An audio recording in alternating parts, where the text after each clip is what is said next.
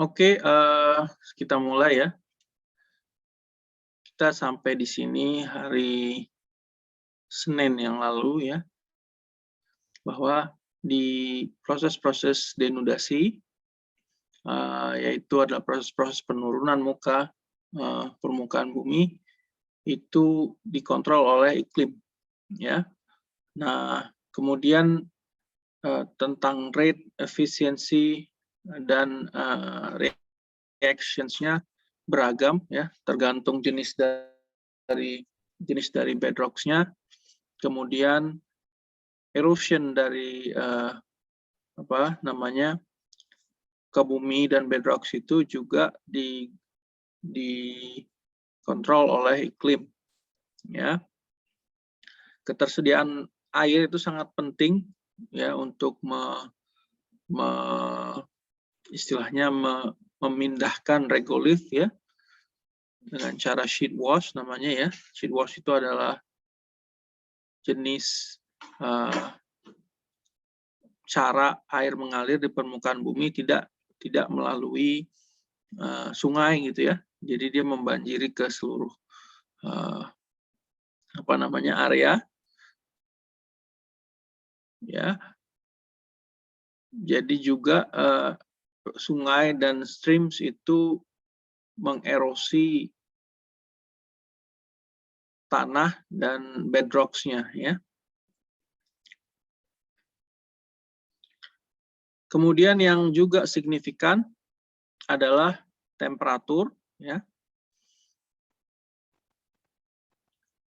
Contohnya keberadaan es yang penting ya di pegunungan, karena glasier yang dasarnya basah gitu ya, ketika dia temperaturnya cukup, itu akan bergerak lebih rapid, lebih cepat ya, dan lebih efisien dalam memindahkan detritus ya dibandingkan dengan sungai. Ya, jadi detritus di pegunungan yang memiliki glasier itu lebih efektif digerakkan oleh glasier tersebut dibandingkan sungai, karena glasier dapat memindahkan berbagai macam ukuran detritus ya. Rate dari denudasi ya, laju dari denudasi, oleh karena itu ya sangat dipengaruhi oleh rezim-rezim iklim ya, dan pola umum yang dapat kita kenali ya dari beberapa sabuk atau beberapa daerah regions dari global climates gitu ya. Nah, ini yang kita sudah pelajari minggu lalu atau hari Senin. Itu pertama kita punya ada wet tropical regions ya, di mana di tempat-tempat yang merupakan tempat yang hangat, yang panas gitu ya, dan basah di tropical, itu seperti yang kita pelajari di hari sebelumnya, di kesempatan sebelumnya, pelapukan kimiawi itu ter-enhance ya, atau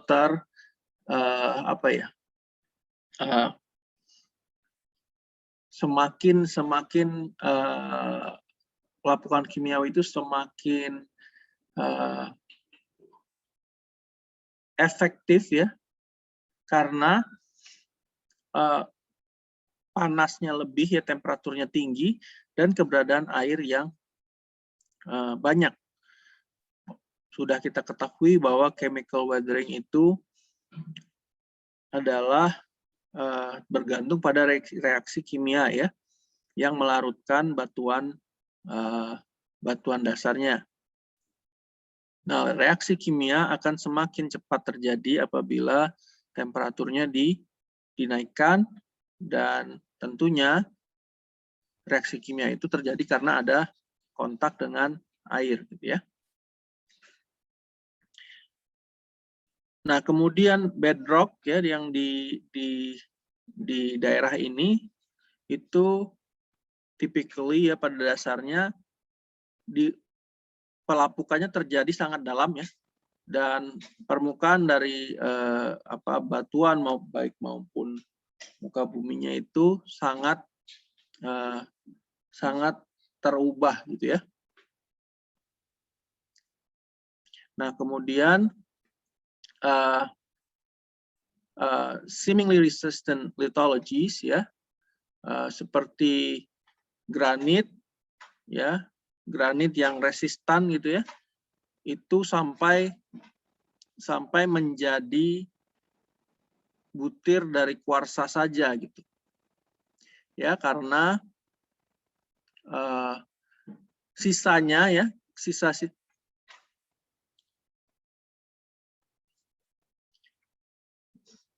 dari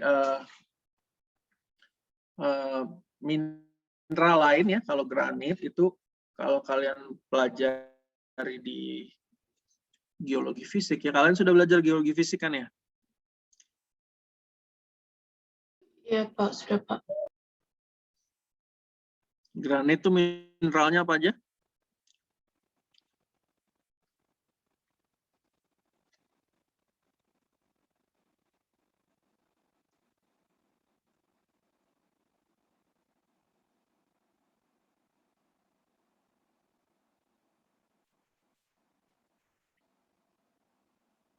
Ayo, granit mineralnya apa aja?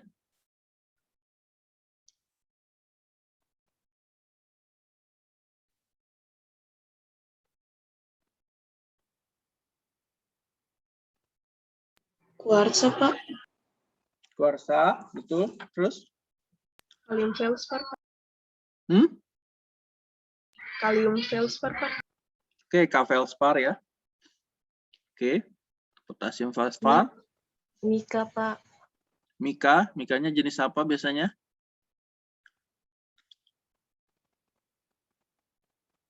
Dua-duanya bisa hadir ya, muskovit, biotit ya. Kemudian mungkin ada plagioklasnya ya. Jadi itu yang kita sebutkan tadi granit ya, yang bersifat asam relatively ya, kalau kita bandingkan dengan basalt yang bersifat basa. Nah, kemudian granit itu karena banyak kuarsanya, sedangkan kuarsa itu kita pelajari di slide sebelumnya ya, mungkin tidak akan terpengaruh oleh chemical weathering ya, sehingga apabila suatu batuan granit ya terlapukan secara kimiawi, maka ya yang lain itu akan menjadi mineral lempung ya, karena terekspos oleh tadi ya temperatur dan air, dan kemudian sisa hanya quartz grain saja gitu ya. Quartz grain itu nanti kemudian akan menjadi batu pasir atau istilahnya yang menjadi butiran yang menjadi detritus ya ke batuan, ke sedimentasi selanjutnya. Nah, pada umumnya yang kita ketahui ya, pelapukan kimiawi itu menghasilkan fine grain detritus ya, baik itu clay minerals maupun pecahan-pecahan atau detritus kuarsa yang lebih kecil, dan juga solution di bedrocks. Jadi maksudnya solution ini adalah larutan ya, particles atau larutan dari bedrocks. Maksudnya di sini misalnya tadi ada yang bilang K-feldspar ya, kalium atau potasium feldspar itu K-nya akan menjadi K+, ion K+ yang terlarut di air, seperti itu ya. Oke.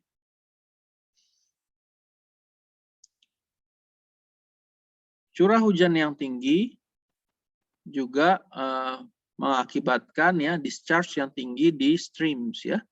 Di streams itu lebih kecil dari sungai lah, istilahnya streams itu apa ya, mungkin kali gitu ya, tapi tergantung dari istilahnya skalanya juga ya. Nah ini ya,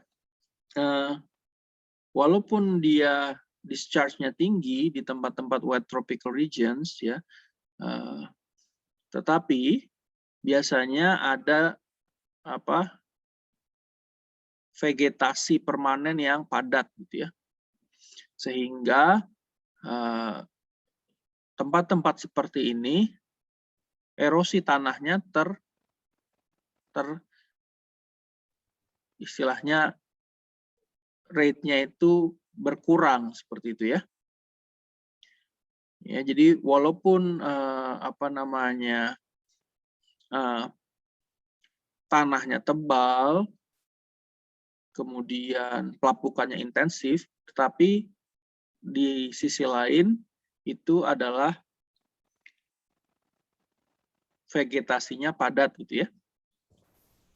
Nah, vegetasinya padat, kita sudah belajar bahwa vegetasi akan mengurangi laju erosi, sehingga walaupun pada tebing atau lembah ya, slopes yang lebih terjal, itu kalau ada vegetasinya, maka laju erosinya akan tertekan lah, seperti itu ya. Namun mungkin dapat bergerak sebagai yang lebih masif seperti tanah longsor, soil creep, dan lain-lain.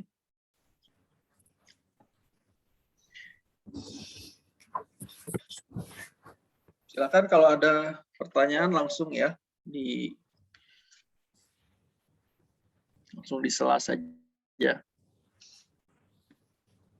Oke, nah inilah sampai hari Senin kemarin kita di ini ya. Benar, ini di sini ya, arid subtropical regions. Iya, Pak. Oke, kita lanjutkan ya. Jadi tadi hanya untuk refreshing saja, sehingga transisinya pada kuliah hari ini lebih smooth gitu ya, lebih kohesif gitu ya. Nah, arid itu adalah lingkungan yang kering ya. Lingkungan yang kering, ketersediaan airnya akan sangat terbatas ya. Nah, ketika tempat yang memiliki air yang terbatas, itu artinya proses-proses yang berkaitan dengan pelapukan kimiawi itu akan subdued. Subdued ini artinya akan ini ya, tertekan gitu. Maksudnya proses ini yang harusnya terjadi di tempat-tempat yang memiliki kandungan air atau supply air yang cukup banyak, kalau di tempat-tempat yang kering dia akan lajunya akan berkurang ya, prosesnya akan tidak terjadi seperti itu ya. Nah, biasanya bedrocks-nya itu adalah barren ya. Barren itu maksudnya seperti batunya gitu ya, kering lah gitu ya. Tidak ada tanah atau vegetasi di atasnya, jadi tidak ada tanah dan tumbuh-tumbuhan. Jadi kalau di tempat yang kering seperti di gurun dan lain-lain itu memang dia kering, tapi sewaktu-waktu bisa turun hujan ya. Nah, ketika sewaktu-waktu hujan turun, ya, bedrocks dan yang sudah menjadi regolis lepas-lepas itu apa namanya? Ketika air dari hujan itu turun, dia itu waktu dia menggenangi atau mengalir di permukaan tanah itu sangat singkat gitu ya. Ya, karena ya dia mengalir, tidak ada yang menahan seperti vegetasi dan lain-lain gitu ya. Sehingga ketika waktu genangan atau aliran air hujan di permukaan itu singkat, tentunya akibatnya adalah waktu untuk alterasi kimiawi terjadi ya atau mulai mempengaruhi batuan dasar itu akan sangat singkat pula ya.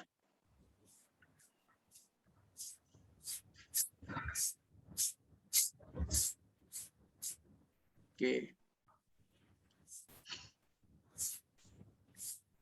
Kemudian ini ya, di tempat-tempat arid subtropical regions ya yang kering itu breakdown atau penghancuran mekanik itu sangat signifikan ya. Khususnya di daerah-daerah gurun di mana malamnya sangat dingin dan siangnya itu cukup hangat atau menuju ke panas yang promote yang kemarin yang memicu yang kita sebut sebagai freeze thaw action gitu ya. Maksudnya di sini adalah yang memperlebar rekahan di batuan akibat pembekuan air yang berada di celah-celah batuan tersebut ya, menggunakan apa saja air yang tersedia gitu ya. Oke.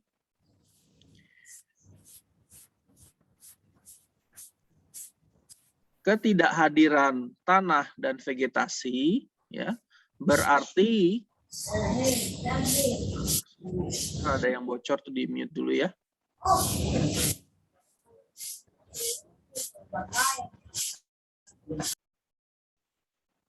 Oke, terima kasih. Ketidakhadiran tanah dan vegetasi ya berarti badai ya, rainstorms ya, badai hujan yang violent tapi juga dia tidak sering gitu ya. Itu yang kita harapkan untuk menjadi agen yang efektif untuk meremove detritus yang sudah terbentuk di permukaan ya. Nah, detritus ini terbawa oleh banjir bandang ya yang membawa jumlah yang banyak dari detritus ya yang biasanya bisa disebandingkan ya, disamakan volumenya dengan daerah-daerah seperti wet tropical ya, itu yang mengalir sepanjang tahun gitu ya. Jadi mungkin dalam 1 tahun hanya beberapa ya, di bawah 10 kali, mungkin 2-3 kali badai ini rainstorms yang sangat violent, yang sangat deras gitu. Itu volumenya dalam membawa detritus yang di sini kita sebut flash flood ya, itu sangat banyak itu, sehingga volumenya bisa disebandingkan dengan tempat-tempat yang mengalir sepanjang tahun tapi tidak mengalami banjir bandang seperti itu ya. Oke. Kemudian fine grain sediment itu atau fine grain debris itu di remove ya from regolith by wind ablation. Dengan yang terregulir yang halus berukuran debu sampai istilahnya pasir halus itu bisa di remove ya oleh angin ya. Dan ini sangat signifikan di daerah gurun yang gersang ya, baren.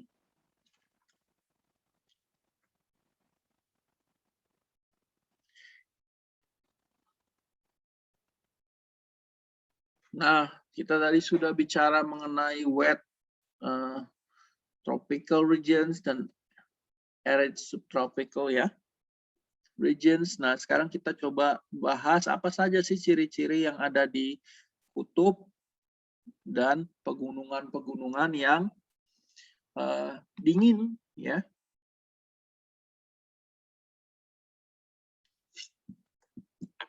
cirinya adalah satu, ya, pelapukan kimiawi itu tidak terlalu signifikan di tempat-tempat yang dingin, kering, ya, di mana reaksi kimiawi itu berlangsung dengan lambat, gitu ya. Ya. Biasanya di tempat-tempat yang dingin itu biasanya justru udaranya kering. Udaranya kering itu maksudnya kandungan uap air, ya, di udara itu sangat rendah, ya, jadi kita sebut sebagai dry air, dibandingkan dengan daerah-daerah tropical seperti Indonesia gitu yang udaranya humid. Ya. Kalau kalian nanti ada kesempatan tinggal di daerah-daerah yang dingin gitu ya, di temperate regions atau di polar gitu ya, itu bahkan ya biasanya kan kalau kalau tubuh kita mah kita balut dengan jaket ya, tidak dingin gitu ya, tidak terekspos sama udara. Namun ketika wajah ya, wajah karena udaranya itu dingin dan kering, itu biasanya bibir tuh pecah-pecah gitu ya, gampang sekali pecah-pecah. Nah, biasanya kita pakai lip balm atau istilahnya yang dapat mengurangi kekeringan dari kulit kita lah gitu ya. Ini karena tempat-tempat yang udaranya dingin dan kering seperti ini. Oke. Di daerah-daerah seperti ini yang lebih efektif adalah pelapukan mekanis ya, dibandingkan pelapukan kimiawi. Although bagaimanapun ya, pelapukan mekanis ini juga bergantung pada kehadiran dari air gitu ya, untuk membentuk es di freeze thaw actions dan lain-lain ya. Nah, produk-produk pelapukan di pegunungan yang dingin atau cold mountains kita sebutnya, contohnya adalah debris dari batuan induk. Jadi debris batuan induk ya berarti apa namanya ya, kalau kita lihat di sini batuan induk tersebut terpecah belah gitu ya menjadi pecahan-pecahan kecil dengan komposisi mineral yang tidak berubah atau hanya sedikit berubah. Jadi contohnya tadi kalau di tempat-tempat yang wet itu granit itu reduced to quartz grains gitu ya. Nah, kalau di sini granit itu akan breakdown ke pecahan-pecahan yang size-nya gravel. Terus itu menjadi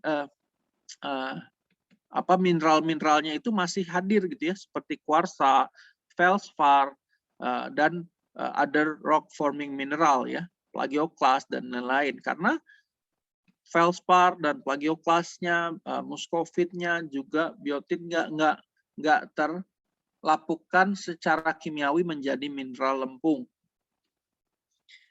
Ya. Jadi produk dari pelapukan mekanik ya umumnya ya di sini adalah material kasar dengan clay atau mineral lempung yang sedikit saja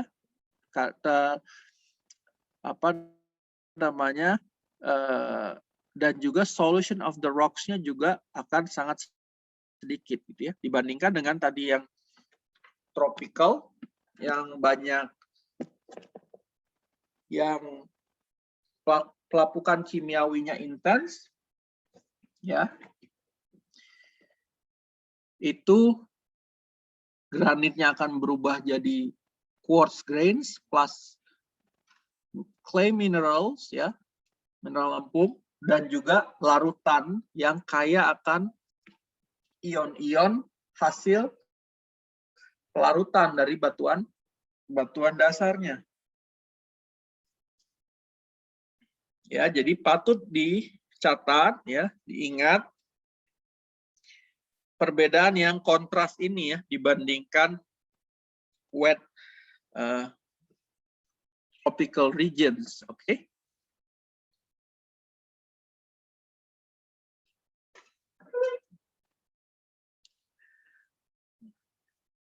Di sini ya karena misalnya seperti yang kita ketahui ya di tempat-tempat yang kutub dan dingin itu ya biasanya kalau kita ke gunung kita sebutnya Rocky Mountains. Jadi kayak berbatu lah ya, rontokan-rontokan batu, tanahnya tipis kalau memang ada ya. Lalu tanaman yang dapat tumbuh juga terbatas gitu ya. Jadi ini nanti ini semua dapat membentuk landscape gitu ya, bentuk muka bumi yang berbeda-beda ya di masing-masing iklim. Sampai sini ada pertanyaan? Belum ada, Pak. Belum ada, Pak.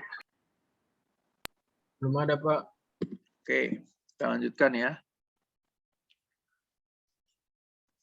Nah, di tempat-tempat yang tadi ya kutub dan pegunungan yang dingin itu, pegunungan atau glacier yang ada di pegunungan itu sangat powerful ya, merupakan agen yang sangat kuat itu dalam melakukan erosi ketika dia bergerak ke hilir ya, downslope di atas dari batuan dasar ya. Tetapi yang seperti mungkin nanti kita pelajari di bagian glacier ya nanti polar regions itu esnya itu permanently frozen to bedrocks. Jadi glacial action itu ya di glacier itu karena dia esnya membeku ya tidak ada yang bergerak di bawah itu ya hanya sedikit saja pergerakannya maka erosionnya juga minimal. Nah, yang biasanya periglacial regions di mana area tersebut membatasi dari glacier itu biasanya ada tutupan dari salju yang bersifat musiman ya. Nah, ini akan mencair di musim panas ya, bulan-bulan summer ya seperti Juli Agustus lah ya seperti itu ya umumnya. Sebentar.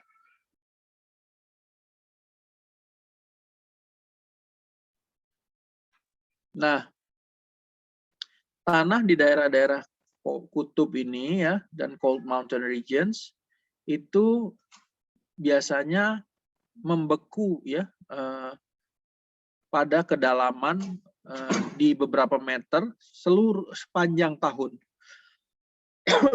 Kita sebutnya itu permafrost ya. Nah, air-air yang terakumulasi dekat dengan permukaan mungkin ya pada akhirnya mensaturasi atau menjenuhkan regolith dan akhirnya memicu slumping ya di tempat-tempat yang memiliki slopes ya atau kemiringan. Freezing, thawing ya yang berulang di regolith maupun di batuan dasar itu dapat memicu ya pergerakan tanah itu secara creeping itu ke arah ke hilir gitu ya. Ya, ini rasanya kita sudah belajar di sebelum ini ya bahwa ada pergerakan tanah namanya creeping itu yang sangat pelan gitu dibandingkan slides ya. Kemudian ablasi dari angin juga penting karena vegetasi itu sangat jarang di daerah-daerah seperti ini ya, di subarctic areas ini. Oke.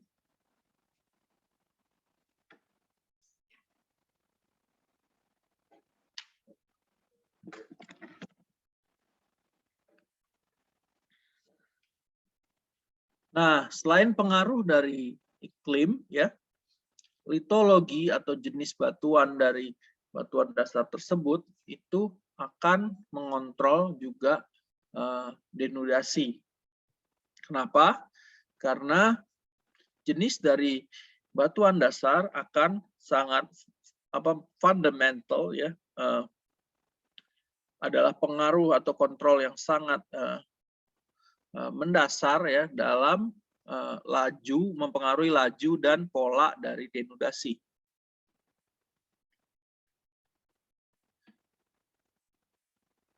Faktor utamanya adalah laju, ya, laju pelapukan, ya, laju proses-proses pelapukan, ya,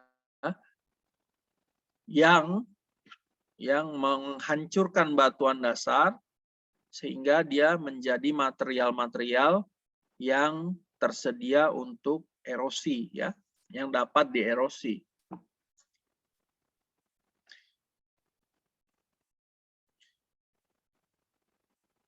Keragamannya itu sangat tinggi, ya, di greatest variability itu dapat dilihat, ya, pada iklim-iklim yang bersifat humid, ya, atau curah hujannya tinggi atau basah, gitu, ya, di mana pelapukan kimiawi, ya, proses-proses pelapukan kimiawi itu dominan, ya. Nah, karena di tempat-tempat tersebut, ya, tentunya batuan dasar itu tidak akan seragam, ya. Nah, kecepatan dari dia terlapukan dan tererosi itu akan sangat widely different rates, sangat beragam lajunya, gitu, ya. Karena misalnya dalam suatu tempat, gitu, ya, kalau ada granit, ada misalnya lapisan yang lain dan lain-lain, gitu, ya. Nah, itu akan terlapukan secara beragam, ya, tergantung respon dari batuan dasar tersebut pada pelapukan kimiawi. Nah, yang menjadi faktor kuncinya adalah proporsi dari rock forming silicate minerals, ya. Batuan dasar yang kaya akan kuarsa, ya, akan tidak susceptible, itu tidak rawan, ya, untuk pecah-pecah, ya, breakdown. Sebaliknya, ya, batuan mafic, ya, seperti basalt itu akan lebih cepat dalam terlapukan dan tererosi. Ya, jadi adalah proporsi dari mineral silikatnya, ya, yang berpengaruh. Ya, kalau tadi kita bicara granit, ya. Nah, kalau basalt mineralnya apa?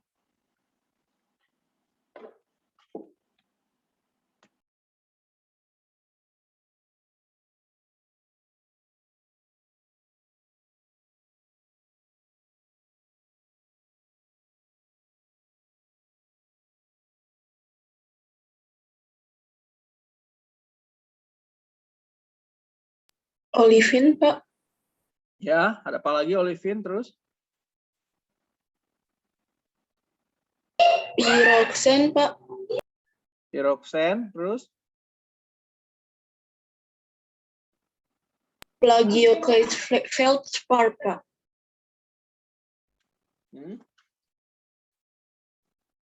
Plagioclase feldspar, oke. Ya, yang banyak kan olivin, piroxen, ya, amphibol atau hornblende, ya. Itu yang kita ketemukan di batuan-batuan mafic, ya. Kuarsanya ada nggak di basalt?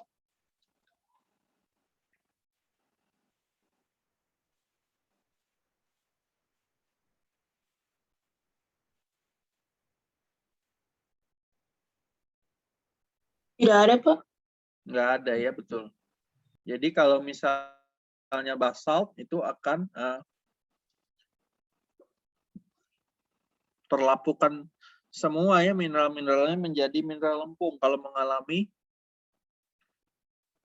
mengalami pelapukan kimiawi ya, atau terlapukan gitu ya. Sehingga kalau basal itu akan lebih cepat terlapukan dan tererosi dibandingkan granit. Oke, ya. Nah, kita sudah belajar ya di awal kalau tidak salah ya, proporsi dari mineral-mineral atau grains yang berukuran atau butir sedimen yang berukuran fine ya, itu komposisinya lebih sekitar 75%. Itu karena pengaruh dari batuan-batuan yang terlapukan secara kimiawi yang menghasilkan mineral lempung ya, large amount of clay minerals ya, jumlah besar ya mineral lempung itu terbentuk ya, dari proses-proses denudasi tadi ya, pelapukan dan erosi ya.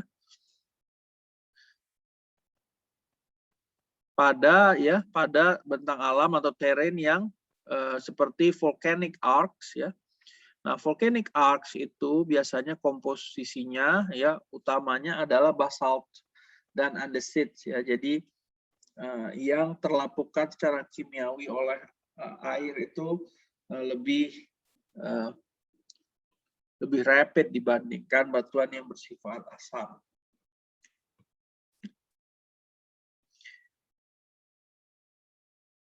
Dalam pengaruh pelapukan kimiawi yang ekstrim, batuan silikat itu membentuk ya tanah laterit yang dalam. Nah, laterit ini adalah biasanya kalau kalian pernah mungkin juga melihat itu tanah merah ya. Tanah merah itu kita sebut laterit karena komposisinya adalah oksida besi dan oksida aluminium. Ya. Oksida besi ya itu dalam kehidupan sehari-hari kita sebut karat gitu ya, itu oksida besi. Nah, oksida aluminium ini apa nih? Ada yang tahu nggak mineralnya? Karena bernilai ekonomis kalau oksida aluminium.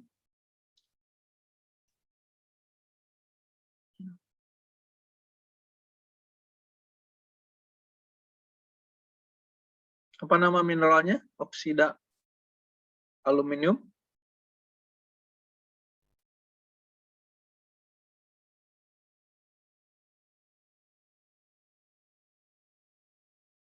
Ada yang tahu? Alumina, Pak. Bukan, alumina ya itunya aluminiumnya, tapi oksidanya apa? Nama mineralnya. ILO gitu ya. ILO berapa saya kurang tahu, tapi oksidanya itu apa namanya? Itu ditambang ya, maksudnya dicari orang.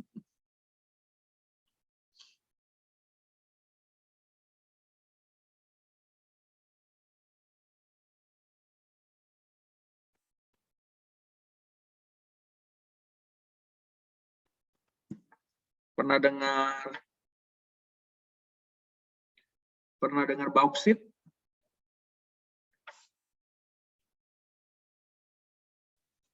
Kenapa? Ya, bauksit itu ya oksida dari aluminium yang biasanya dicari orang gitu ya, ditambang. Itu bisa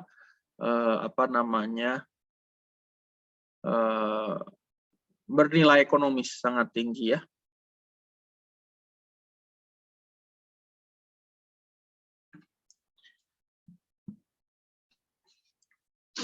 Oke, sedangkan bedrocks yang merupakan limestone atau batu gamping atau karbonat biasanya dipengaruhi oleh dissolution ya, atau pelarutan dari batuan atau dari mineral kalsitnya. Nah, pola-pola denudasi di batu gamping itu kita sebut karst, ya. Ada yang sudah pernah dengar sebelumnya atau sekarang baru dengar pertama kali nih karst?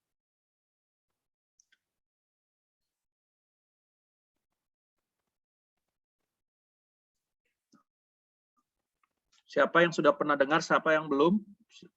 Sebutkan saja. Sudah, Pak. Sudah ya. Jadi ada yang sudah, ada lagi? Semua sudah? Sudah, Pak. Sudah, Pak. Sudah ya. Semua sudah pernah tahu apa itu karst ya. Jadi kalau ada kita batu gamping, kemudian karena dia terlarutkan oleh air hujan, apalagi hujan asam, itu membentuk growong-growong di batu itu, gua sampai skalanya, atau bahkan sampai membentuk sungai bawah tanah gitu ya. Jadi gua yang membentuk jaringan sungai bawah tanah ketika kalian masuk ke ini, dan juga mungkin pegunungannya juga karst bentuknya ya, karst mountains itu ya. Oke, ya kayak apa namanya, yang di Raja Ampat itu juga termasuk karst scenery ya. Terus kemudian di Sulawesi Selatan ya, kemudian di Gunung Kidul di Jawa ya. Oke. Saya nggak tahu di mana, di Maluku, di Ambon ada ini, ada singkapan batu gampingnya nggak?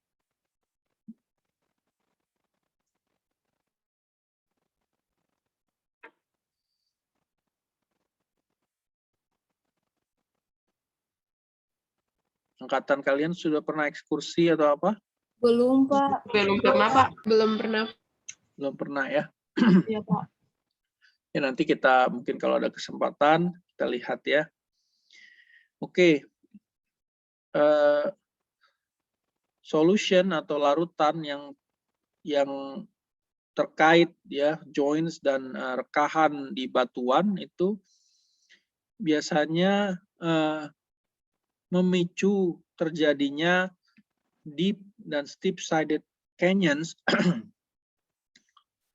dan juga apa namanya, ini ini masih terkait dengan karst ya, karstnya yang tadi saya bilang nih, cave systems underground, sungai bawah tanah, steep sided canyons ya, jadi tebing-tebing yang terjal sekali 90 derajat ya, bahkan mungkin ya sekitar itu gitu ya, di morfologi karst gitu ya.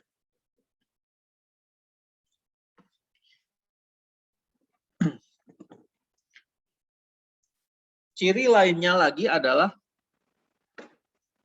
detritus klastik ya, itu sangat sedikit di-generate dari denudasi batu gamping ya, terrain atau bentang alam batu gamping, karena mostly dia berupa larutan ya, CO3 Ca plus sama CA3 minus gitu ya, CO3 minus itu di larutannya gitu ya, dia terlarut. Biasanya terjadi ya conglomerates dari kelas limestone ya di sekitar daerah erosi, tetapi material ya jumlah besar dari material itu berada dalam larutan dengan detritus yang berukuran pasir itu absen.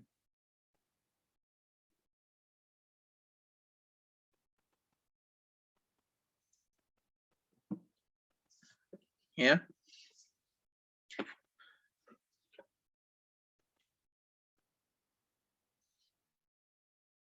Bentang alam yang sangat karakteristik ya juga terbentuk di mana bedrocks itu yang litified secara buruk, badland terrains ya, juga membentuk erosi yang dalam dari batu pasir yang tidak terkonsolidasi ya, di mana juga bersama dengan mudstones sebagai jumlah besar dari detritus itu terbawa ya, tererosi, dan tertransportasi. Nah, ini juga denudation processes ini dipengaruhi oleh perubahan muka air laut atau kita sebut sebagai sea level changes dan juga sedimentasi ya.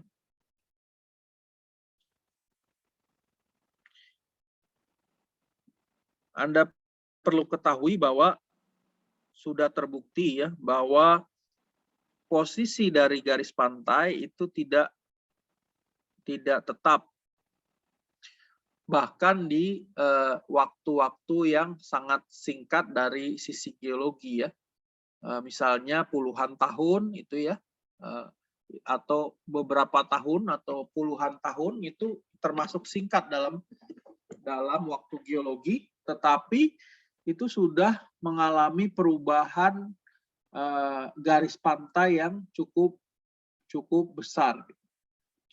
Jadi proses-proses yang mempengaruhi perubahan garis pantai ini, apa dia maju ke darat atau mundur ke laut, itu adalah proses-proses yang berkaitan dengan perubahan muka air laut secara global atau relatif, gitu ya. Nah, apa saja penyebabnya? Penyebabnya adalah pertama yang paling obvious, paling jelas adalah aktivitas tektonik ya. Ketika aktivitas tektonik menghasilkan pergerakan kerak bumi secara vertikal dan juga horizontal movement ya, karena ada pergerakan dari lempeng, maka ketika suatu daerah atau yang yang mungkin memiliki garis pantai itu dipengaruhi oleh tektonik sehingga kerasnya ada uplift, garis pantainya tentu akan terpengaruhi ya.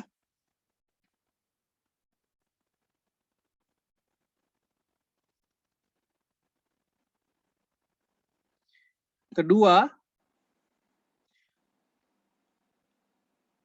apabila terjadi perubahan volume dari air laut di samudra ya.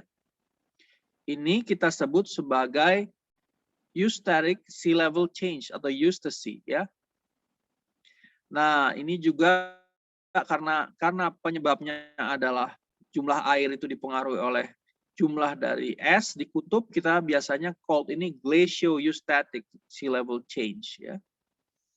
Atau eustasi yang disebabkan oleh glacial.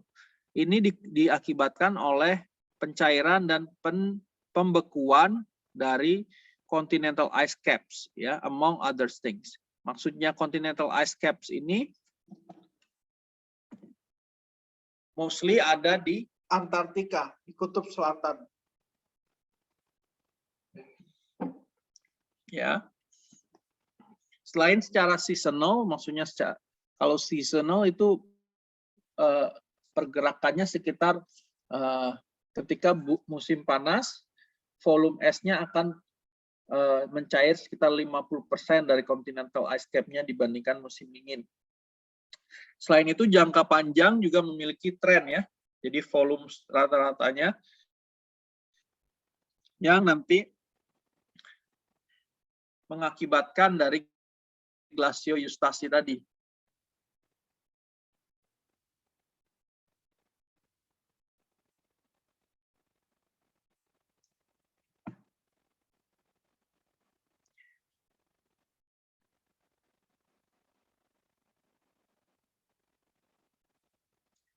Nah, debat tentang efek dari global warming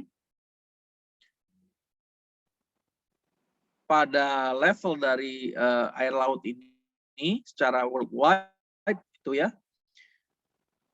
telah membuat ini menjadi under spotlight gitu ya. Perubahan muka air laut yang diakibatkan oleh global warming yang dikemukakan ya. Jadi kita karena banyak kota-kota yang berada di tepi pantai ya, termasuk Jakarta, mungkin termasuk Ambon gitu ya. Itu kalau muka air lautnya naik, mereka akan terpengaruh ya kota-kota tersebut, dan itu menjadi isu yang sangat relevan gitu ya ketika dikaitkan dengan global warming. Nah, berapa besar gitu ya kenaikan air laut tersebut dipengaruhi oleh global warming, itu mungkin Anda tugasnya dalam menemukan referensi yang tepat dan relevan.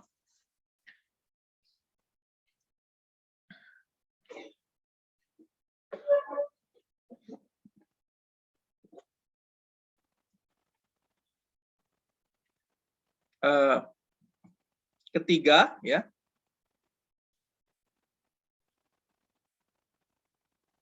efek dari sedimentasi, ya.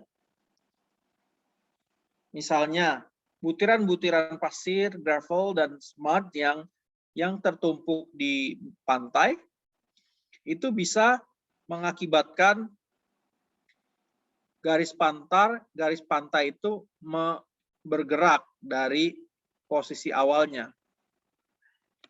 Maksudnya, misalnya ya, kalau kita punya pantai seperti ini ya,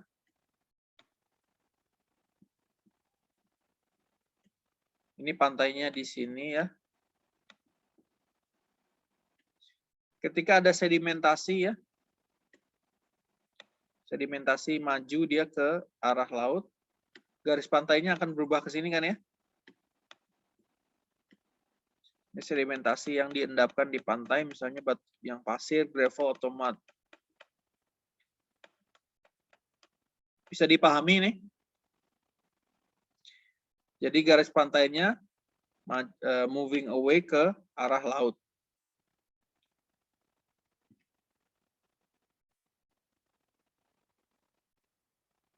Oke. Ini adalah pergerakan dari garis pantai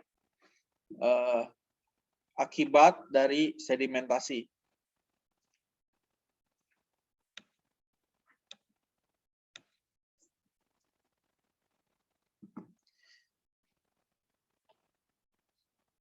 Nah, faktor-faktor utama yang mempengaruhinya adalah tectonic uplift atau subsidence, ya. Kalau uplift dia lautnya akan mundur. Kalau subsidence lautnya akan maju ke darat. Eustatic sea level rise or fall, yes, muka air lautnya semakin tinggi atau rise, dia akan garis pantainya maju ke darat. Kalau fall, garis pantainya mundur ke laut. Dan sedimentasi, seperti yang tadi kita bilang, sedimentasinya bisa menghasilkan progradasi, maka garis pantainya akan mundur gitu ya ke laut.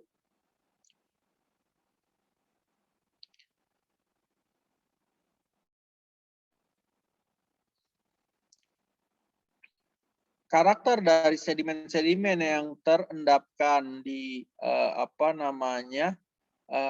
berbagai lingkungan pengendapan itu bisa diklasifikasikan, misalnya di sungai dan dataran banjir atau floodplains, kemudian di tepi pantai atau shorelines, di laut dangkal ya, seperti shelf ya, seperti yang present day Laut Jawa ya, yang di antara Sumatera, Jawa, dan Kalimantan itu adalah shelf sekarang, karena kedalamannya tidak lebih dari 100 meter. Dan lingkungan pengendapan deep seas yang mencapai kilometer scale kedalamannya ya. Yang tadi semua ini ya, pengendapan ini, di lingkungan pengendapan ini dipengaruhi oleh 3 faktor tersebut. Ingat ya, subsidence. Jadi gini, ingatnya seperti ini. Sebentar saya ambil mouse.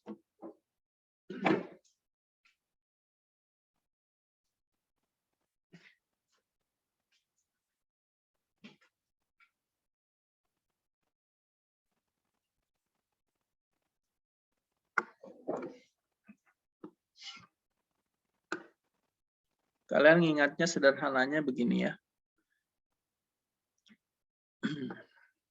Kalian punya muka air laut di atas, kalian punya dasar laut di bawah ya.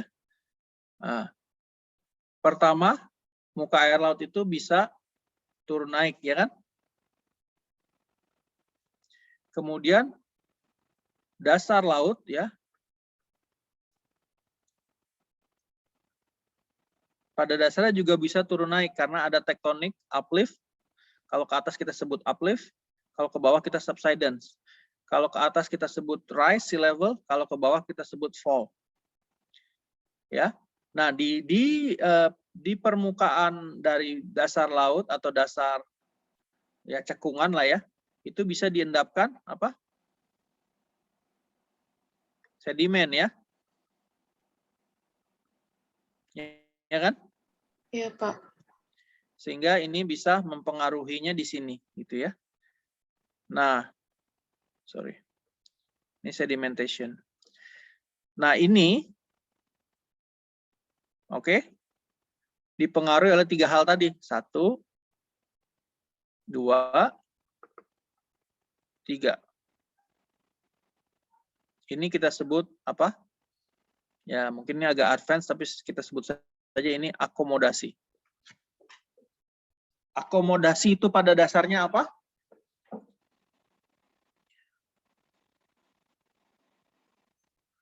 Akomodasi itu pada dasarnya adalah ruang untuk sedimen dapat diendapkan. Oke? Jadi akomodasi ini dapat menampung sedimen. Jadi dalam hal ini adalah dengan medium adalah air gitu ya. Tapi ini mostly ini di tempat-tempat yang sangat apa namanya cekungan yang sangat besar seperti oceanic basins gitu ya. Sampai passive margin. Sampai di sini ada pertanyaan? Ini tolong 3 hal ini dimengerti secara sederhana dulu ya. Akomodasi itu akan menghasilkan proses-proses yang terjadi di lingkungan pengendapan ini secara tertentu. Apakah dia prosesnya menjadi erosional atau depositional, semua tergantung sama ini.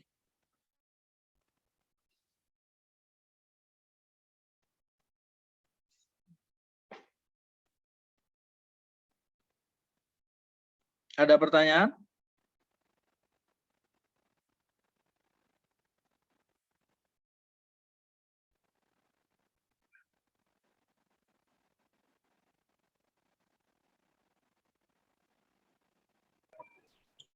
Saya tidak ada, Pak. Oke.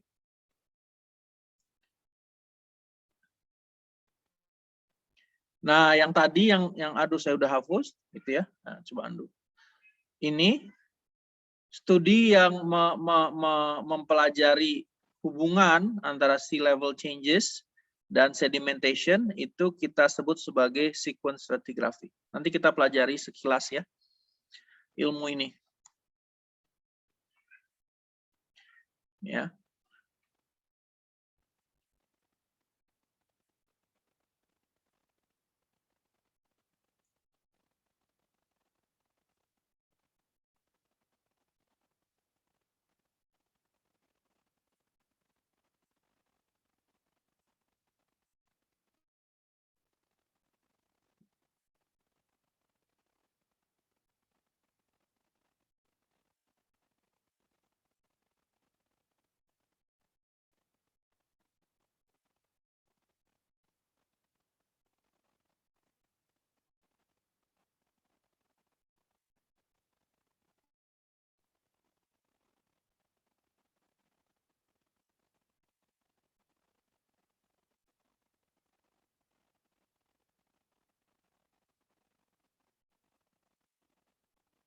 Sebentar ya.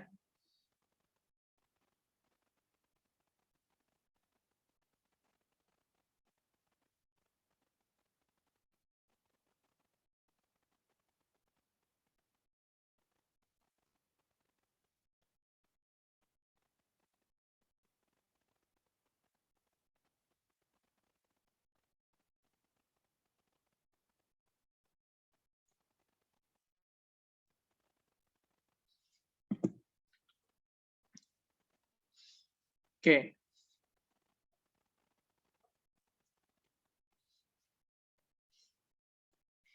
Oke, sebagai summary ya. Denudasi dan supply sedimen ya. Flux ya atau aliran dari material sebagai bed load, suspended load, dan larutan ion, ya, ion dalam larutan ke lingkungan-lingkungan pengendapan, ya, itu menjadi kontrol utama dalam menghasilkan karakter-karakter sedimen dan fasies yang terbentuk. Ya. Jadi parameternya di sini adalah flux dari material, baik dia dalam berbentuk bed load, suspended load, atau terlarut dalam larutan sebagai ion, pada lingkungan pengendapan tertentu, itu tentu akan menjadi kontrol utama, ya, dalam karakter-karakter sedimen dan fasies yang terbentuk akhirnya menjadi batuan sedimen. Tolong dipahami, ya, saya makanya sampai 2 kali baca ini, ya, tolong dipahami maksudnya, ya. Kemudian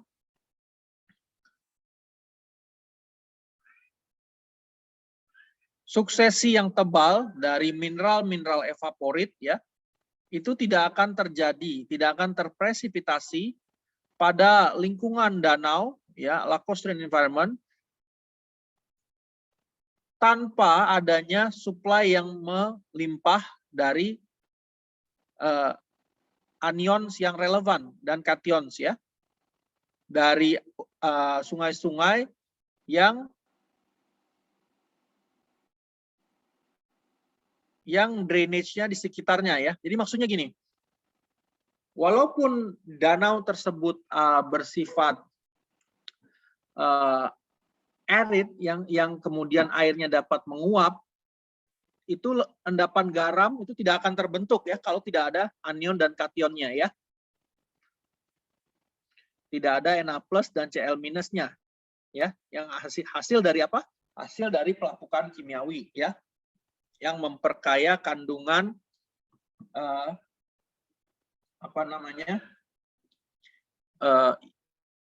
ion-ion di larutan, ya.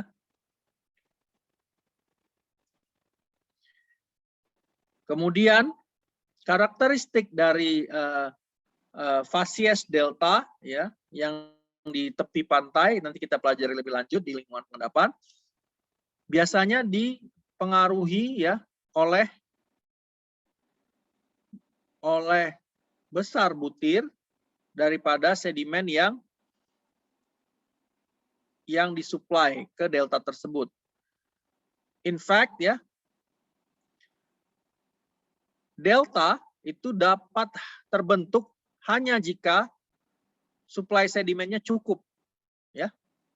Jadi delta itu adalah sesuatu bentang alam atau sedimentasi yang merupakan hasil dari misalnya ini ada garis pantai, ini ada sungai, gitu, ya. Kalau suplai sedimennya cukup, dia akan menghasilkan bentukan landscape yang menjorok ke lautan, kita sebut sebagai delta. Oke, kalau suplai sedimennya tidak cukup, gitu, ya, delta ini tidak akan terbentuk, ya. Oke.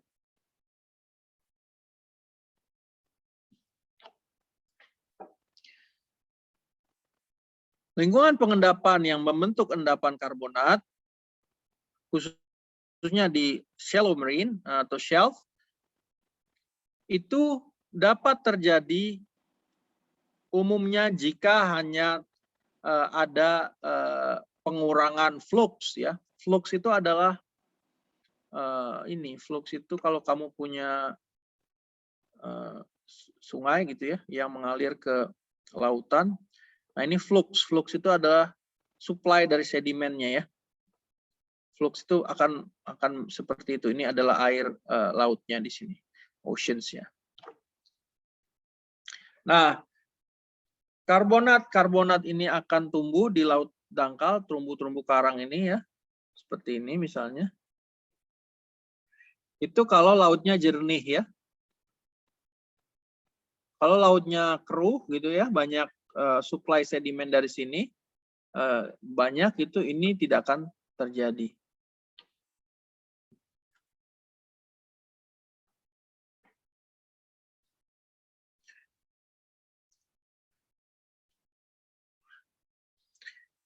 Jadi the starting point ya, titik awal mulanya dari holistic view atau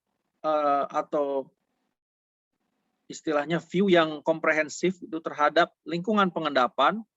Oleh karena itu ya adalah dari mulai source of sediments dan kemudian dikaitkan dengan proses-proses tektonik dan klimatik atau iklim yang terkait dengan iklim, yang kemudian itu dikaitkan dengan kontrol terhadap denudasi dari landmass kontinental gitu ya. Jadi ini adalah summary dari apa yang kita pelajari selama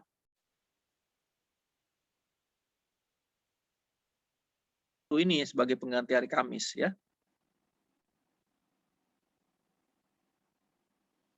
Oke. Jadi ada istilahnya source of sediment, di sini kata kuncinya tectonic climatic process ya. Yang mempengaruhi denudasi dari continental land masses. Masih ada yang ingat judul kuliah ini apa?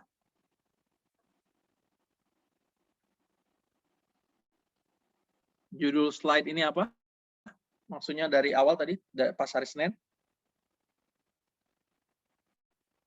Continent, Pak, source of sediment, Pak.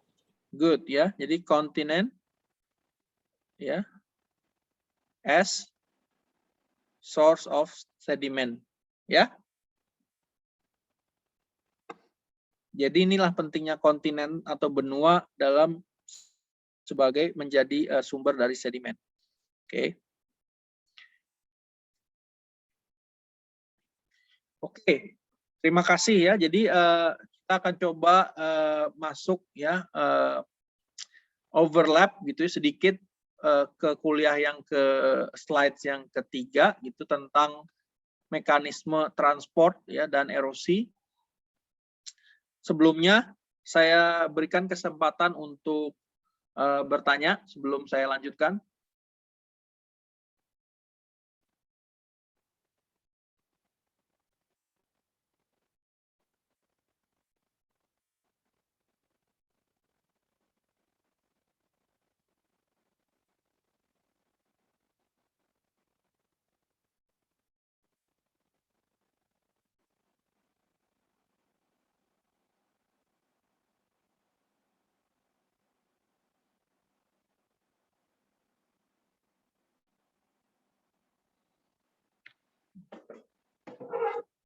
Nggak ada ya?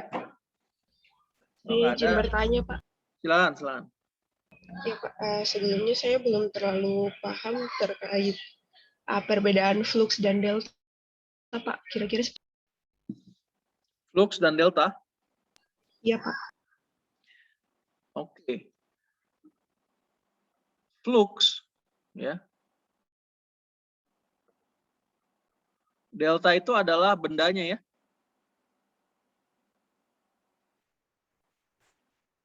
Bentukan sedimen yang terendapkan menjorok ke standing body of water, bisa itu ocean, bisa itu lake. Itu kita sebut sebagai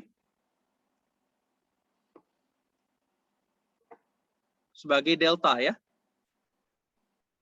Sedangkan flux itu hanya jumlah dari sedimen yang keluar dari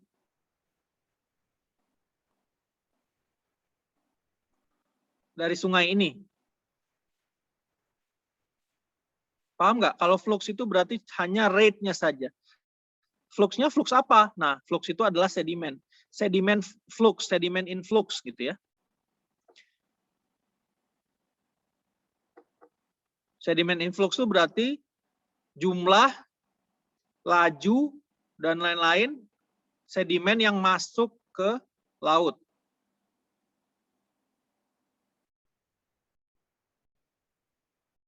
Paham? Baik, Pak. Terima kasih, Pak. Flux itu seperti kayak parameter, jadi berat, tinggi, ya, itu ya. Nah, itu bisa diukur kan, flux ini adalah satuannya volume biasanya. Biasanya berapa ton per year gitu ya. Kalau delta itu bentukan dari badan tubuh sedimennya ya. Paham? Paham, Pak. Terima kasih, Pak. Oke. Oke. Kita coba stop share di sini. Bentar.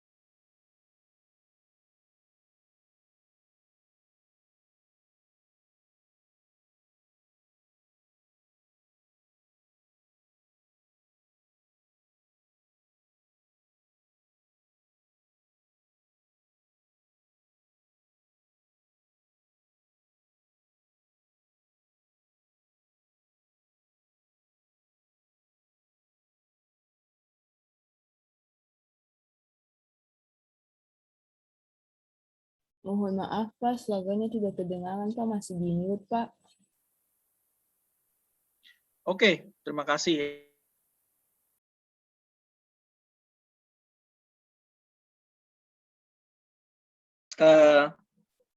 Seperti yang kalian ketahui perbedaan struktur dari perkuliahan di ITB dan di Unpati, maka kita kuliahnya akan seperti ini ya, akan ada overlap sedikit dengan bahan-bahan selanjutnya, atau mungkin kita tidak akan dapat menyelesaikan ini dalam satu pertemuan gitu misalnya ya. Jadi ini adalah modul ketiga ya, yaitu proses dari transport ya dan struktur-struktur sedimen seperti itu. Ya, kita akan mempelajari hal-hal yang berkaitan atau proses-proses teori-teori yang berkaitan dengan transport dari sedimen dan juga nanti sedimentary structures atau struktur sedimen yang dihasilkan. Oke. Nah, ini kan sudah kita pahami bersama bahwa bentang alam ya, sedimentasi itu mulai dari hulu ke hilir, kita punya lingkungan pengendapan di glacier, lake, desert, river, delta, beach, itu ada laut dangkal di sini, continental shelf, di ujungnya kita bisa ketemu organic reef atau seperti barrier reef yang ada di Northeast Australia, terus di bagian dalam dari pantai itu kita bisa ada tidal flat, dan kemudian kalau kita terus jalan ke laut lepas, kita akan menghadapi continental slope ini ya. Continental slope itu adalah kemiringan yang menghubungkan antara shelf ke deep sea basin ya, yang skalanya bisa sampai kilometer dalamnya. Oke, ini kita sebut sebagai continental rise, ini kepotong ya. Dan terjadi proses-proses adalah erosi, transportasi, dan sedimentasi. Erosi ya itu adalah pemindahan material hasil pelapukan dari tempat asalnya, yaitu di atas dari batuan dasar.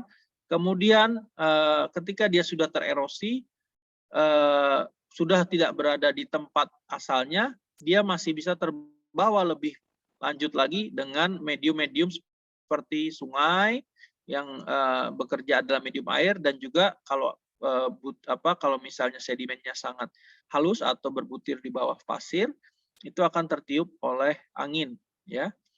Dan akhirnya sedimen yang tadi tersuplai, fluxnya yang tadi saya bilang, influx dari sedimen ke laut itu dapat membentuk delta ya. Nah, di delta ini bisa juga sampai ke laut dalam kalau langsung bertemu dengan continental slope. Seperti itu.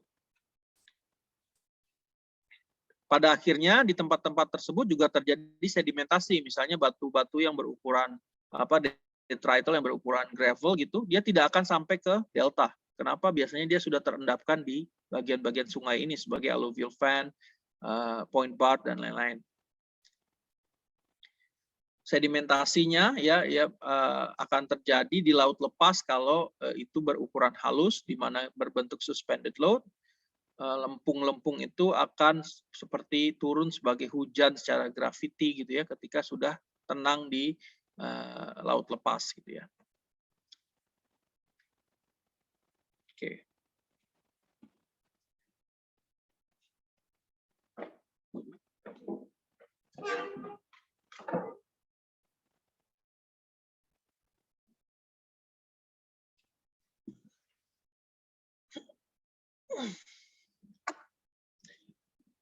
Kebanyakan atau mayoriti dari deposit atau endapan sedimen itu adalah hasil dari transportasi material sedimen tersebut sebagai partikel ya.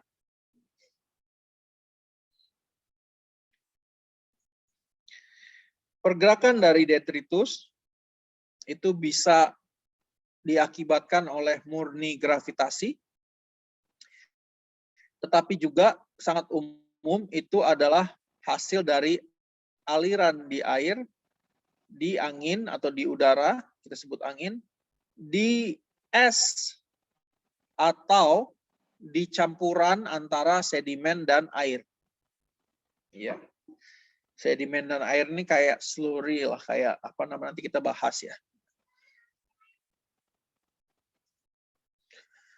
Interaksi dari material sedimen ya dengan medium yang mentransport material tersebut itu akan menghasilkan pembentukan bed forms ya yang akan dapat terpreserve sebagai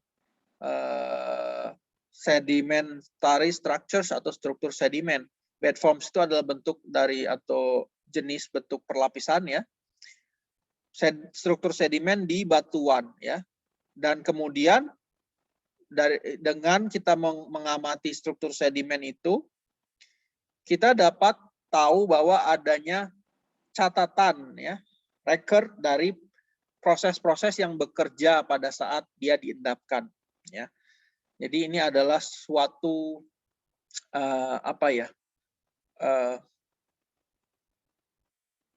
penerjemahan dari menganalisis ruang dan waktu ya. Ruang dan waktu, ruang itu bed forms ya, jadi perlapisan itu akan menghasilkan bendanya yang didefinisikan dalam volume batuan yang memiliki dimensi ruang ya, maksudnya kayak seperti ini ya. Misalnya kita punya batuan sedimen secara 3 dimensi seperti ini ya. Kita punya ada struktur misalnya cross bedding gitu ya. Atau silang siur gitu. Ya, di batuan sedimen ini ya. Ini adalah ini dimensi ruangnya lah ya, karena kamu tahu ini ruang, istilahnya sedimen tersebut membentuk bed form seperti ini di dalam ruang yang tersedia. Nah, dengan mengamati hal ini kita bisa seperti menaiki mesin waktu ya. Kembali ke waktu sedimen ini diendapkan, belum menjadi batu ya. Yaitu misalnya kita bisa menganalisis ini sebagai endapan dari meandering river pada istilahnya pada point bar-nya gitu ya. Karena kita tahu the present is the key to the past. Ini adalah ancient rivers. Ini adalah modern rivers. Kita amati di modern rivers ya memang seperti itu gitu ya. Terjadi pengendapan di point bar-nya yang mungkin dapat memiliki karakter sedimentasi seperti yang kita amati di batuan sedimen. Oke.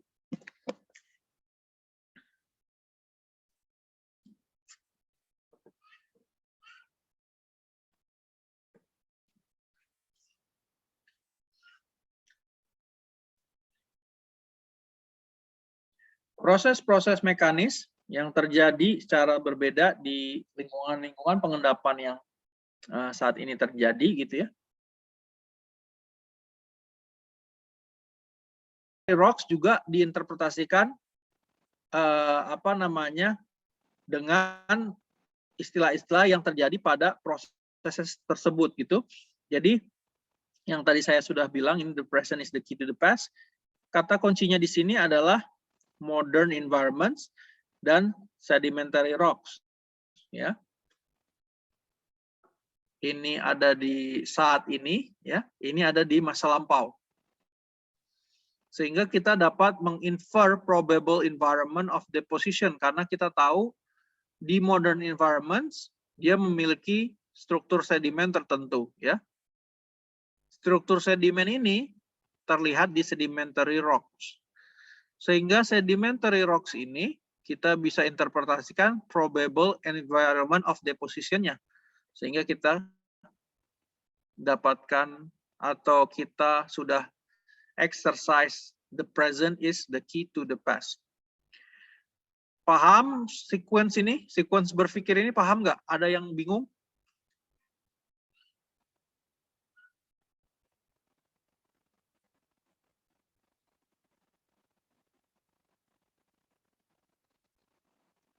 Kalau saya tanya paham, jawab paham atau belum. Kalau diam saja saya masih belum tahu. Masih bingung, Pak. Oke, masih bingung. Saya jelaskan lagi ya. Pada masa kini, kamu bisa mengamati modern environments kan? Misalnya kamu pergi ke pantai, kamu dapat mengamati apa yang terjadi pada material sedimen kan?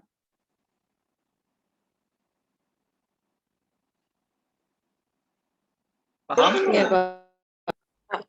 Oke, pada lingkungan Iya, pantai. Pak.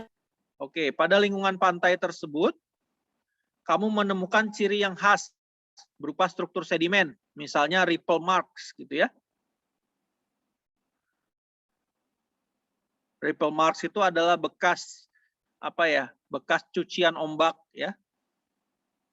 Nanti kalian bisa lihat di gambarnya, coba atau kalau mau Google boleh. Ripple mark.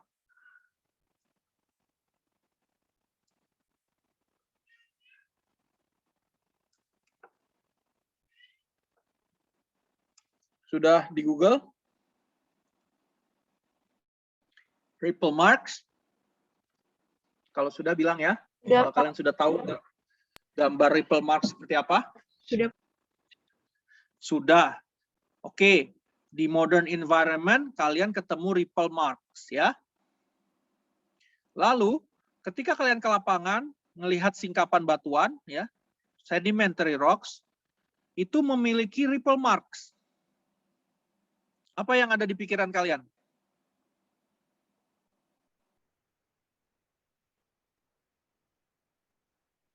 Kalian ke lapangan, ya tadi kan kalian ke pantai, sekarang kalian ke lapangan melihat singkapan batuan sedimen ternyata memiliki karakter ripple marks. Apa yang bisa kalian, apa thought process di dalam otak kalian yang terjadi?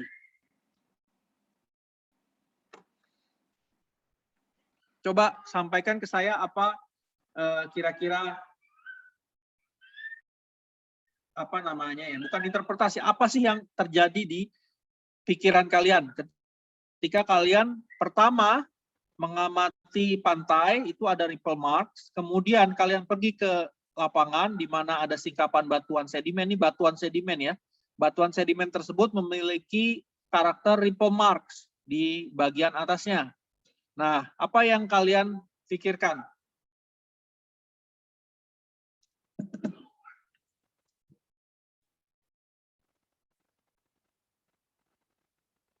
Atau apa yang kalian dapat sampaikan ke saya sebagai kesimpulan atau kesimpulan awal, gitu ya?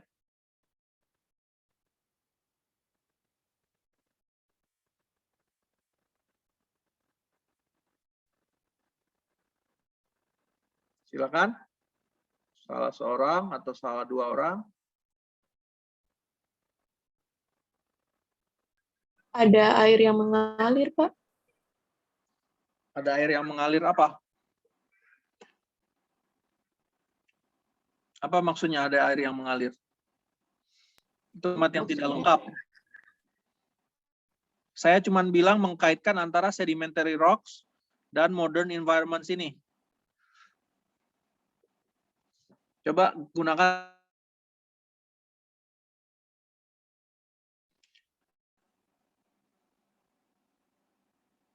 Saya jelaskan sekali lagi, kalian pergi ke modern environments ya, berbentuk di suatu pantai. Di pantai tersebut kalian menemukan struktur sedimen berupa ripple marks ya. Kalian sudah lihat di Google seperti apa itu ripple marks. Lalu pada kesempatan yang lain kalian ke lapangan, itu ada singkapan batuan sedimen ya. Batuan sedimen ya, sudah menjadi batu. Di atas dari batuan sedimen tersebut kalian juga mengamati struktur atau bentukan yang sama seperti ripple marks. Lalu apa pikiran kalian?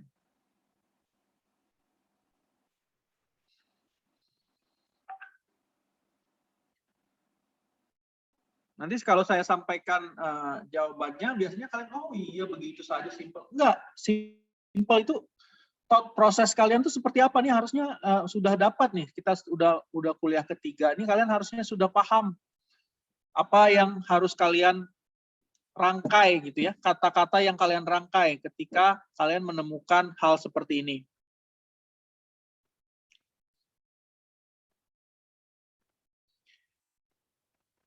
Silakan.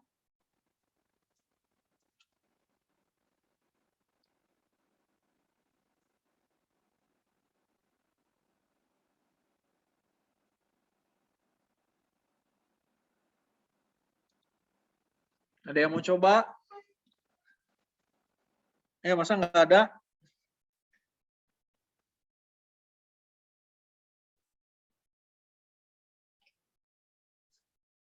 Jelaskan sama saya ya, dengan bahasa kalian lah gitu ya. Atau kalian kalau masih butuh informasi silakan saya ulangi lagi. Saya sekali lagi, kalian punya istilahnya seperti kayak 2 episode lah ya. Pada suatu waktu pertama kali kalian ke pantai.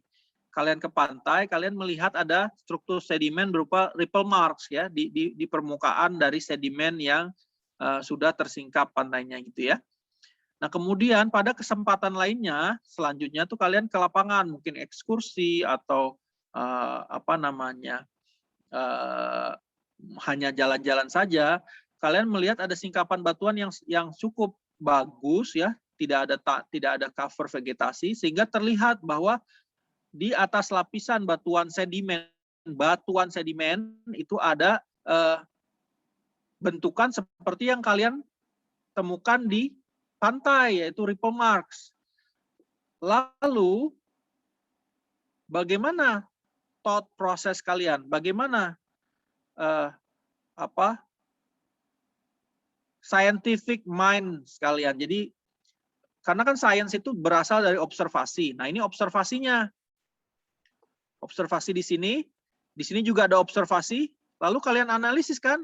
Kalian deskripsi dulu. Deskripsi itu adalah ini, deskripsi struktur sedimennya adalah ripple marks, itu adalah deskripsi. Kemudian selanjutnya setelah dideskripsi kalian analisa, apa kaitannya yang ini dengan apa kaitannya sedimentary rocks ini dengan modern environments ini kan?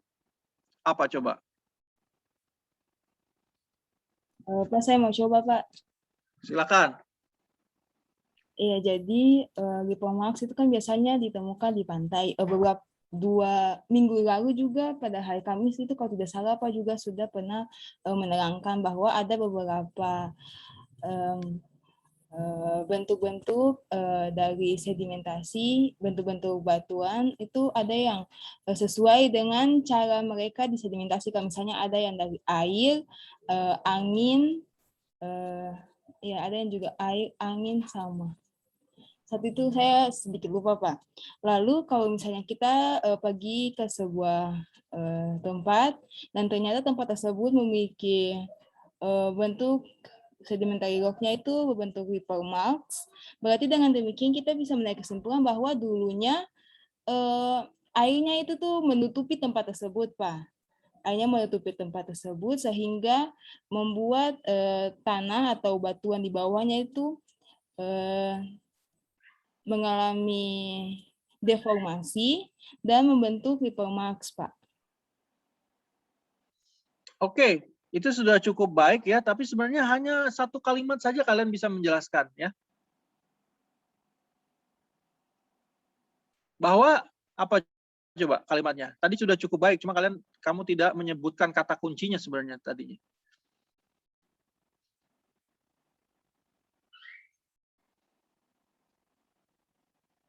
Jadi yang lebih singkat dan lebih jelas adalah bahwa batuan sedimen tersebut dulunya diendapkan di Laut, Pak.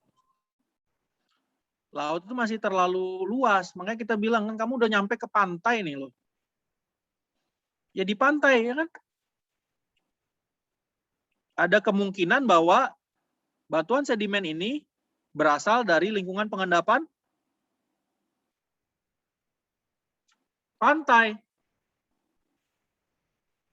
Paham nggak? Paham, Pak. Ya kalian saya sudah sebut di sini. Kalau laut itu semuanya ada di sini kan? Apakah di dalam laut yang ini terbentuk ripple marks?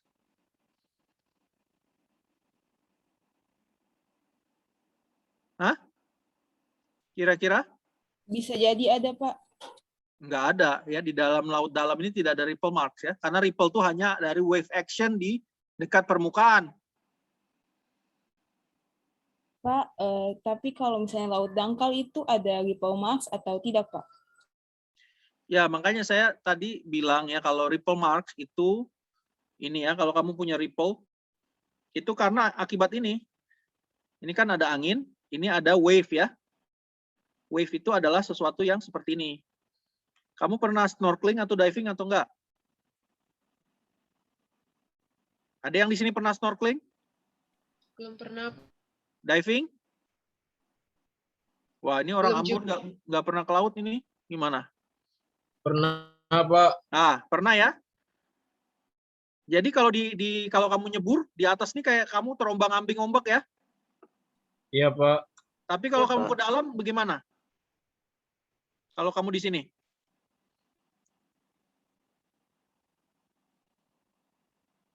Apa rasanya? Pernah nggak?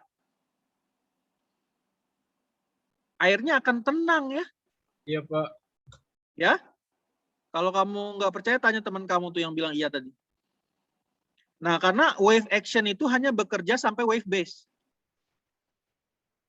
Ya.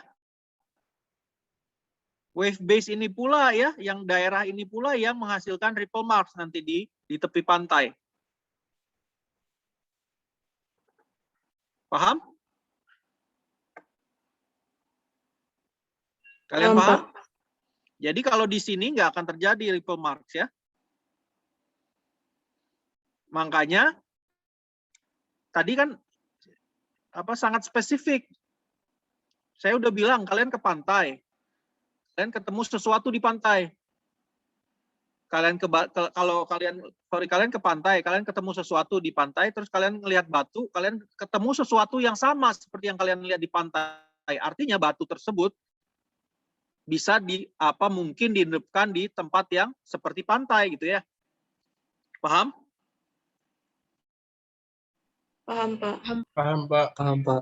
Itulah konsep the present is the key to the past. Kalian observasinya harus jeli. Jangan kemana-mana, jangan nggak usah terlalu melebar gitu. Stick saja sama apa-apa aja yang kalian sudah observasi dan kalian sudah deskripsi, ya. Kekuatan dari geologis itu adalah itu tadi, observasi, deskripsi, dan analisis atau interpretasi. Oke, paham ya di sini ya? Simple ya. Di sini the present is the key to the past. Karena saya lihat sesuatu di present day, saya lihat sesuatu yang sama di batuan, which is the past, basically ya, karena dia diendapkan pada masa lampau, makanya saya bisa mengkaitkan.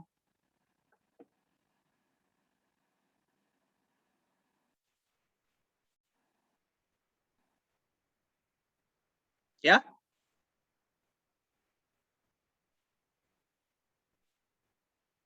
Iya, Pak. Oke.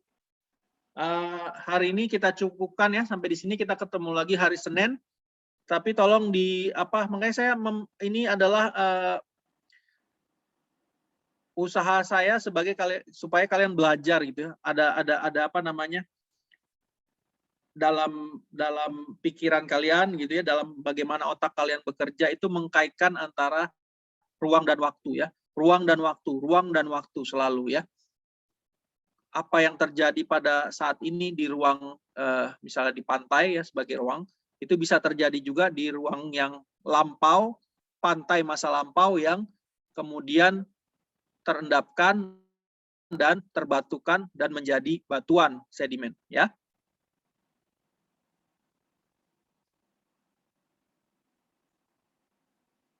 Oke? Pak. Oke. Terima kasih atas kehadirannya pada kuliah pengganti ini ya.